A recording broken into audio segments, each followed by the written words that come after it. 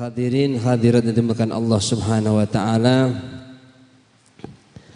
Sampun kita mirengaken wau dawuh-dawuh tentang kemuliaan Ramadan. Sekarang tentang kisah-kisah para nabi sebagaimana biasa.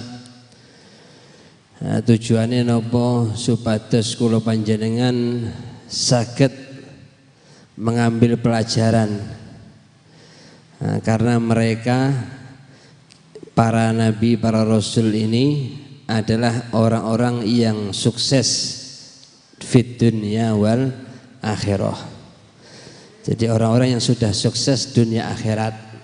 Makanya kita ceritakan supaya menjadi pelajaran bagaimana perjuangan mereka di dunia, supaya bahagia dunia sampai akhirat. Sampai kepada kisah Nabi Dawud alaihi salam. Allah Subhanahu wa taala berfirman, "Wa laqad faddalna ba'dhan nabiyyina 'ala ba'd." Dan kami mengunggulkan sebagian nabi atas sebagian yang lain. Jadi para nabi, para rasul niku derajatnya satu dengan yang lain tidak sama. Makanya ada ulul azmi, ya, itu lebih mulia daripada rasul yang tidak ulul azmi. Kemudian dari ulul azmi yang paling mulia adalah Sayyidina Muhammad sallallahu alaihi wasallam. Jadi yang tidak boleh, ya, bukan mengunggulkan, tetapi adalah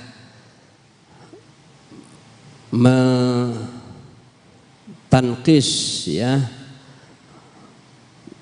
kurang hormat kepada Nabi, ya, itu yang nggak boleh. Kita menceritakan Rasulullah, mengunggulkan Rasulullah lebih utama daripada Nabi ini atau Rasul ini, tanpa, ya, mengurangi, ya, atau mencela kepada Nabi tersebut. Nah, itu tidak apa-apa. Artinya semua Nabi itu mulia. Semua nabi itu adalah istimewa, tapi ada yang lebih, yang paling mulia, ada yang lebih mulia di antara mereka. Nah, yang tidak boleh adalah kalau sampai meremehkan atau sampai tidak ada takzim kepada satu dari para nabi, para rasul. Wa ataina Dawuda zabura, dan kami berikan, Allah Subhanahu wa taala, kami Allah memberikan kepada Dawud zabura, kitab Zabur. Jadi Nabi Dawud adalah nabi yang mendapatkan kitab Zabur, yaitu salah satu dari 4 kitab suci. Ya kan, ada Injil, Taurat, Zabur, dan Al-Quran. Nah, Zabur itu diberikan kepada Nabi Dawud. Nabi Dawud alaihissalam disebutkan namanya dalam Al-Quran 16 kali. Dalam surat Al-Baqarah ada, dalam surat An-Nisa, Al-Ma'idah, Al-An'am, Al-Isra, Al-Anbiya, An-Naml, Saba, dan surat Shad.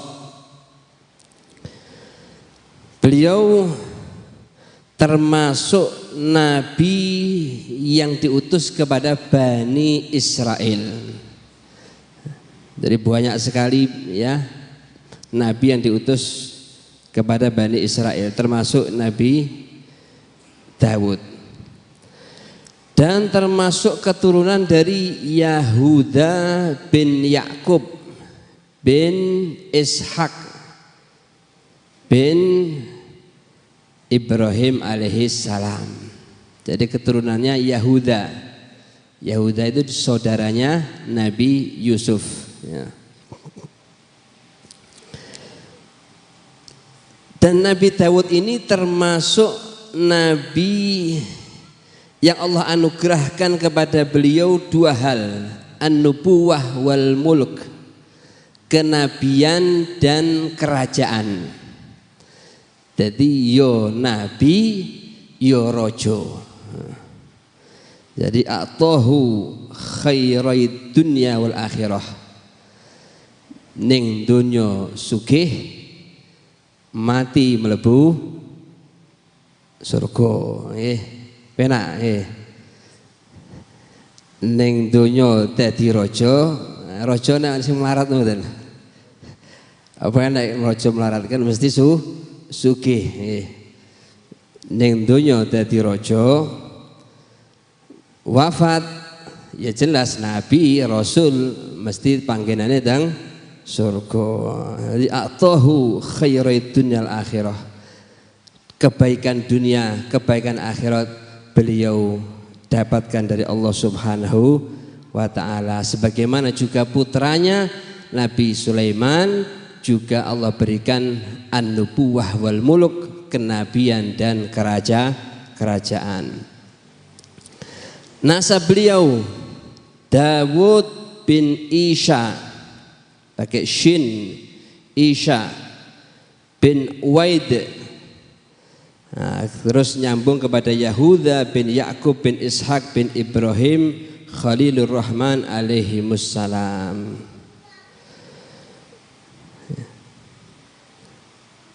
Nah, bagaimana posisi beliau di Bani Israel setelah Nabi Musa dan Nabi Harun wafat? Nah, kemarin kan ceritanya Nabi Musa dan Harun. Setelah Nabi Musa, Nabi Harun wafat, yang ngurus, yang mimpin Bani Israel adalah salah seorang nabi yang disebut dengan Yusha bin Nun. Nah, akhirnya Nabi Yusha bin Nun inilah yang membawa mereka, mengantar mereka masuk ke negeri Palestina yang disebut dengan Al-Ardul Muqaddasah, ya, tanah yang disucikan, ya, yang dikatakan ada yang berpendapat bahwa itu adalah Palestina.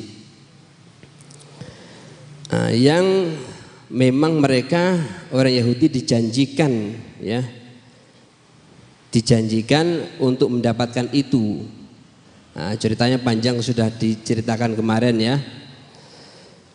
Nah, alhasil masuk ke Al-Ardul Muqaddasah bersama Nabi Yusha bin Nun. Nah, kemudian di situ tanahnya dibagi ya oleh Nabi Yusha ini, dibagi, ini bagiannya fulan, ini bagiannya fulan. Nah, selesai dan urusan mereka beliau yang mimpin sampai kemudian beliau wafat.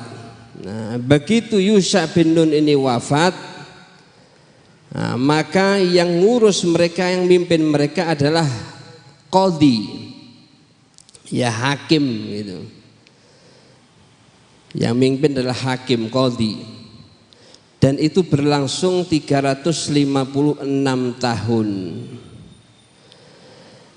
Nah, di masa dipimpin oleh qadhi ini Bani Israel mulai ya kemasukan wahan, ya, lemah, bukan lemah fisiknya tapi lemah imannya. Nah, kalau sudah lemah iman, akhirnya ya sudah, ya, kemungkaran, kemaksiatan akhirnya mulai merajalela di Bani Israel. Mereka sudah, ya, sudah sedikit demi sedikit menyia-nyiakan syariat, aturan agama. dan sudah kemudian mulai masuk kepada mereka ya penyembahan berhala lagi, yang sebelumnya sudah bersih ya sudah mulai kemasukan lagi. Akhirnya Allah Subhanahu wa taala ya karena sudah tidak dekat dengan Allah, sudah tidak taat kepada Allah Subhanahu wa taala, sudah banyak maksiat merajalela, akhirnya mereka Allah Subhanahu wa taala ya kuasakan kepada mereka umat-umat di sekitar mereka. Ada umat Amalikoh ya, orang-orang besar. Ada Aromiyun. Aromiyun ini adalah satu kabilah di Suriah, kalau sekarang Suriah. Kemudian ada Palestiniun, orang-orang Palestina yang asli, dan lain sebagainya ya. Artinya orang-orang di sekitar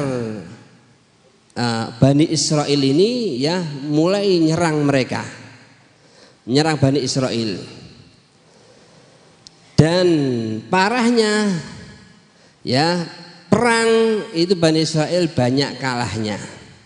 Nah, jadi kalau sudah banyak maksiat ya akhirnya tidak ada wibawa, Allah kirimkan ya orang-orang yang umat-umat yang di sekitarnya sudah mulai punya keinginan untuk merongrong. Nah, diperangi dan sering kalah. Nah, setelah urusan Bani Israel ini sudah semakin kacau ya, semakin morat-marit, dan kesalahannya sudah semakin besar. Bahkan mereka itu membunuh nabinya. Jadi kelasnya bukan orang biasa ya, nabi dibunuh. Ini Bani Israel. Jadi sampai nabinya dibunuh. Jadi mungkin nggak sesuai dengan fatwa, nggak sesuai dengan keinginannya ya, mungkin langsung disikat. Nah, karena nabi yang Allah kirim itu dibunuh, maka Allah gantikan dengan raja. Jadi sebelumnya Bani Israel itu yang mimpin selalu nabi. Nah, begitu nabinya dibunuh, Allah gantikan dengan raja. Akhirnya mereka dipimpin oleh raja, dan raja adalah raja zalim. Nah, mereka ditindas oleh raja tersebut ya, bahkan kadang ya dibunuh juga tanpa alasan oleh rajanya sendiri ya. Nah, jadi masalah di dalam sudah begitu ya, ditambah masalah di luar, banyak musuh-musuh yang merorong. Nah, jadi pada saat itu Bani Israel betul-betul dalam keadaan yang tidak baik. Di dalam dipimpin oleh raja yang zalim, yang tidak pro dengan rakyatnya. Di luar ada musuh juga yang mau merongrong, yang mau menguasai mereka.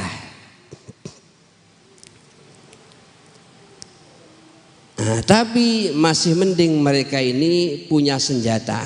Apa senjatanya? Tabut. Tabut ini seperti peti ya. Isinya apa? Peninggalannya Nabi Musa alaihissalam. Ada tongkatnya Nabi Musa dan lain sebagainya. Jadi mereka kalau perang itu mereka bawa tabut itu. Jadi mereka tawasul ya dengan tabut itu supaya menang. Nah, dan ya kadang menang kadang kalah. Nah, tapi ya masih ada menangnya ya, berkah tabut tersebut. Hingga pada suatu hari, pada suatu saat ya, ketika perang dengan penduduk Ghazah ya dan Askolan, mereka kalah dan tabutnya dirampas. Begitu tabutnya dirampas, habis sudah ini Bani Israel. Jadi kerajaannya runtuh, sampai digambarkan ya, wa baqiya Banu Israil kal ghanam bila ra'in. Sudah begitu tabut ini dirampas oleh musuhnya, sudah Bani Israel pada saat itu seperti kambing tanpa penggembala. Jadi sudah tidak tahu arah ya, tidak ada nabi, tidak ada raja ya, nggak ada pemimpin, mereka nggak tahu arah. Sampai kemudian Allah Subhanahu wa taala kirimkan seorang nabi yang bernama Samuel. Samuel ya. Kalau bahasanya Samuel ya. Samuel ketika sudah dikirimkan Samuel ini, mereka minta supaya diangkat raja lagi. Mereka minta kepada Nabi Samuel ini supaya ngangkat seorang raja sehingga mereka ini bisa melawan musuh. Akhirnya Allah Subhanahu wa taala ya, Allah kisahkan dalam Al-Qur'an, alam tara ilal mala'i min bani Israila min ba'di Musa id qalu li nabiyyin lahum ib'ats lana malika nuqatil fi sabilillah. Kami mau perang di jalan Allah, angkat seorang pemimpin, angkat seorang raja, kami mau perang di jalan Allah.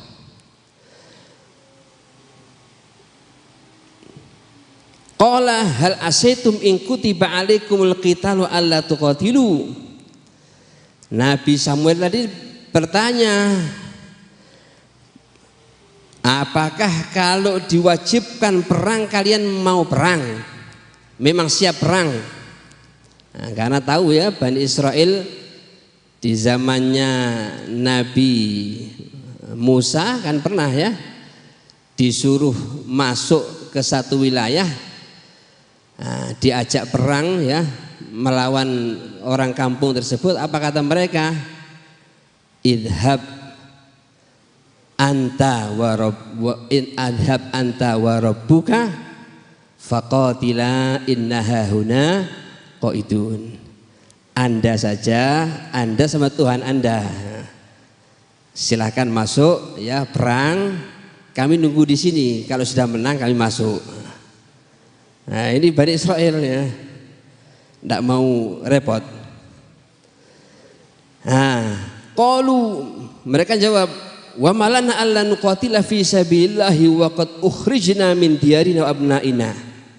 Wah tidak, enggak sama kata mereka. Ya enggak sama. Kenapa? Karena kita ini sudah diusir. Posisi kita sekarang sudah di ukhrijna min diyarina wa abnaina. Kita ini diusir dari tanah kelahiran kami, dijauhkan dari anak-anak kami. Ya jelas kalau sekarang berani perang. Falamma kutiba alaihimul qitalu tawallau illa qalilan minhum. Tetap saja setelah diwajibkan perang ternyata berpaling juga, hanya sedikit mereka yang tidak berpaling. Wallahu alimun bidzalimin. Allah tahu dengan orang-orang yang zalim. Ini setelah mereka minta tadi ya, minta supaya apa? Ini nanti ini secara global. Nanti bagaimana ceritanya? Kok tawallau itu bagaimana ya? Nah, ceritanya adalah ini masih panjang ini. Nah, jadi Nabi Samuel tadi kan diminta supaya ngangkat pemimpin untuk jihad fisabilillah. Akhirnya ngangkat seorang pemimpin namanya siapa? Talut. Ya. Namanya Talut. Ini sambungannya dengan Nabi Daud bagaimana? Ada nanti sambungannya dengan Nabi Daud alaihissalam. Nah, ini masih panjang ini. Nah, insya Allah di pertemuan yang akan datang ya. Bagaimana ceritanya Nabi Samuel mengangkat Talut ya, untuk melawat Jalut, dan apa hubungannya dengan Nabi Daud alaihissalam. Yang bisa kita petik diantaranya adalah itu tadi, begitu Bani Israel jauh dari Allah Subhanahu wa taala ya, maksiat sudah mulai merajalela, maka Allah cabut kenikmatan atas mereka ya. Mereka yang asalnya hidup dalam keadaan aman, keadaan nyaman ya, begitu mereka berubah hubungannya dengan Allah, maka Allah juga rubah keadaan mereka, keamanan dan kenyamanannya dicabut oleh Allah Subhanahu wa taala. Naudzubillahi min dzalik. Mudah-mudahan negara kita aman dan mudah-mudahan negara-negara Islam yang lain juga diberikan keamanan Allah Subhanahu wa taala. Amin amin ya rabbal alamin. Hadza minni afu minkum. Assalamualaikum warahmatullahi wabarakatuh.